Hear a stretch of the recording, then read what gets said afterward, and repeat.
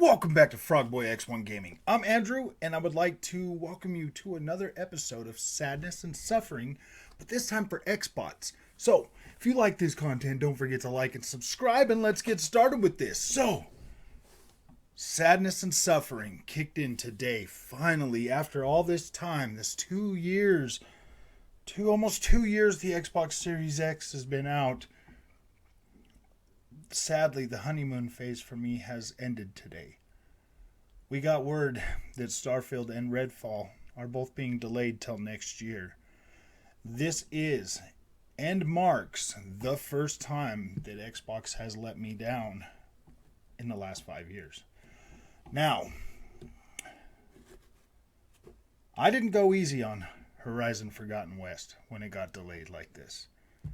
In fact, I watched that video today, and I was pretty livid with PlayStation. I was pretty mad, and I was pretty mean to them. I didn't say a lot of nice things. So that got me thinking. This is the first time that Xbox has let me down. Do I damage control? Or do I let them have it?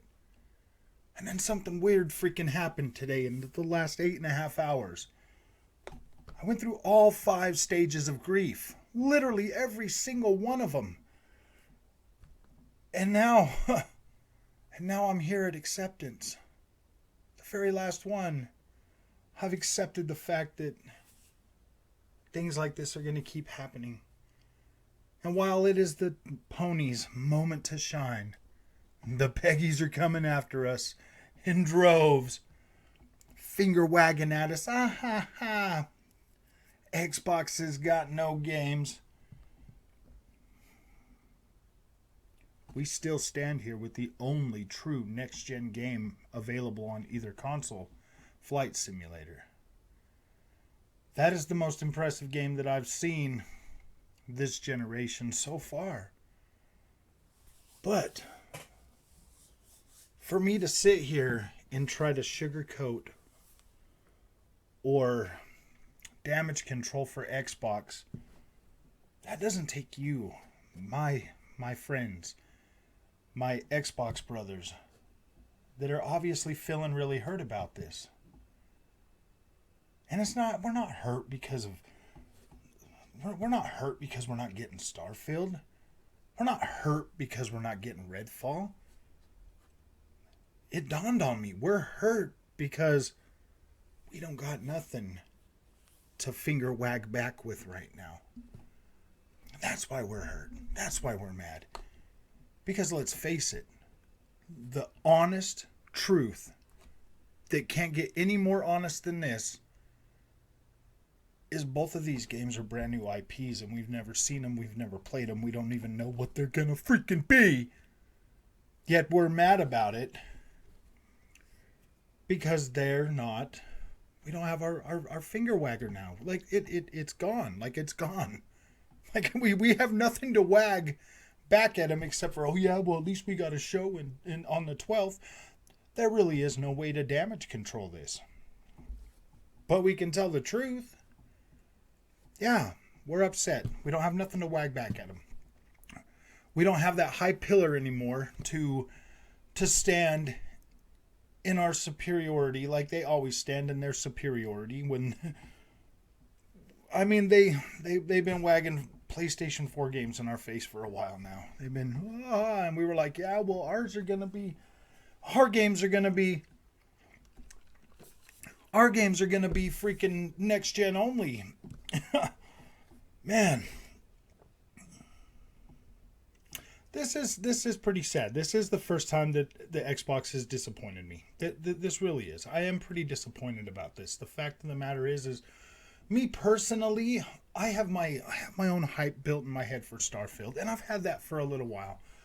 Um, I, I'm really optimistic about this, and to be completely honest, I was pretty upset about Horizon Forbidden West getting pushed back. Like I was, like, you can go back and watch that video, and you can see just how angry I was with PlayStation. Like I was so mad.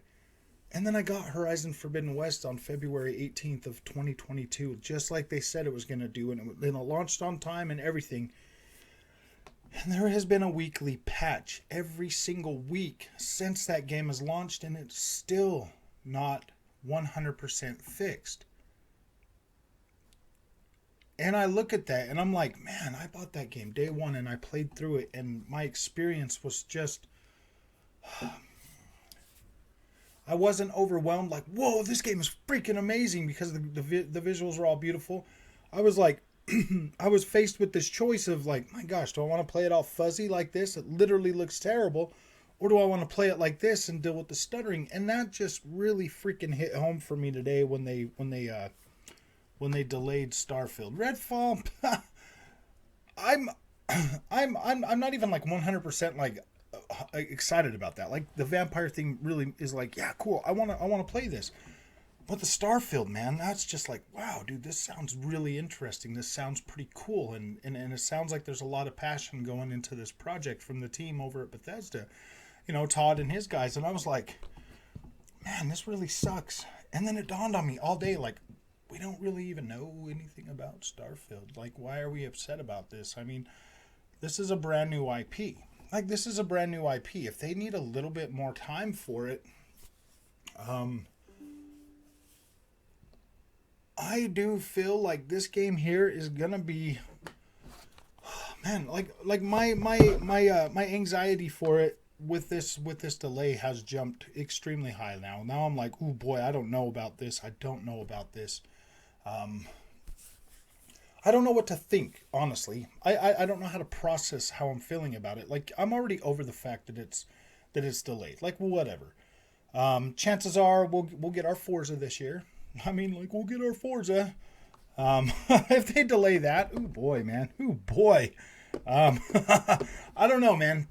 I've listened to Jason Ronald and some of the other Xbox guys during some of the podcasts and stuff talking about games that are like, oh yeah, they're coming this year, or we're going to show them off this year for stuff that's supposed to launch this year. And I mean, I'm assuming they're not going to just do this show and not have anything to drop this year. I mean, that would be that would probably be pretty bad. And I know I've read through a lot of comments that you guys have posted today. You know, a lot of whoa, we better get free Game Pass, and we better they better money hat like a game for Game Pass to make up for the Starfield thing. And honestly, guys, we're not doing too bad like with our Game Pass subscription like as it is. Like we're not we're definitely reaping that value. On the games that they put on there. And yes, a lot of those things are 100% filler games. Like they are. They're 100% filler games. They are. There's no ands, ifs, or buts about it. It really does suck that something like this has to happen for me to look at things and kind of put things in a perspective, you know. I mean, like I said at the beginning, yeah, the honeymoon phase is over as of today. Like there's no more honeymoon phase with the Xbox. It has delivered everything that it said it's going to deliver up to this point. You know, the backwards compatibility, the enhanced backwards compatibility, VRR support, everything that makes my experience with my third party games on the Xbox. Yeah, I've received all of that. I'm pretty content. Like I don't have any complaints with that. First party support. This is where I differ from a lot of people. This is where I differ as an individual from a lot of people. Like when it comes to like first party games, unless there's something that I know and I'm like really like hyped for and stuff, normally I don't really care until it gets here. With Xbox, I've never really been like super hyped for their first party games.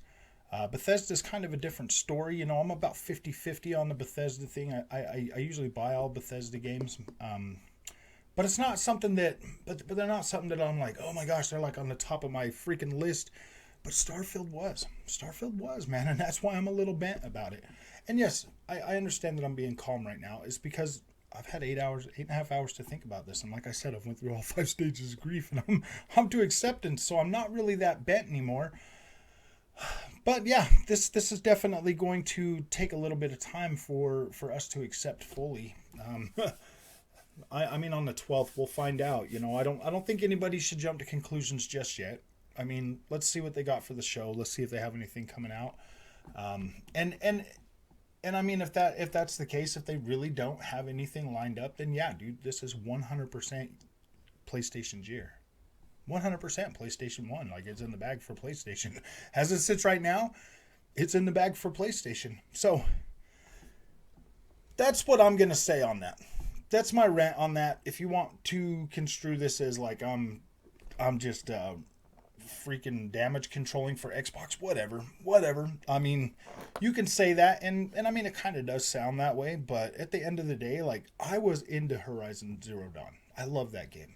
So the second game, that was the reason I bought a PlayStation 5, was to play that game. Like, I wanted to play that game, and I was like, that was the one that I was getting the PlayStation 5 for. So that's a little bit different than what it is right now. Starfield is something that I don't know much about. It's completely to the point where it's like, I don't know, it could go either way. I could play the game and be like, this isn't what I wanted, or it could turn out to be the best game I've ever played.